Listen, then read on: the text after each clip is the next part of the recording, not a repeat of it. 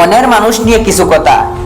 ভালোবাসতে শিখো, ভালোবাসা দিতে শিখো, তাহলে তোমার জীবনে ভালোবাসার অভাব হবে না। ভালোবাসা পাওয়ার চাইতে ভালোবাসা দেওয়াতেই বেশি আনন্দ।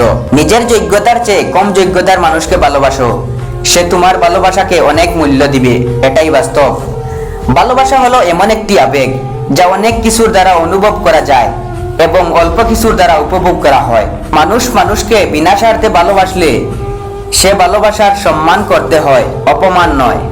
সব মানুষই একটা ভরসার হাত খুঁজে, সেখানে শরীর থেকে মনের দাম বেশি হবে।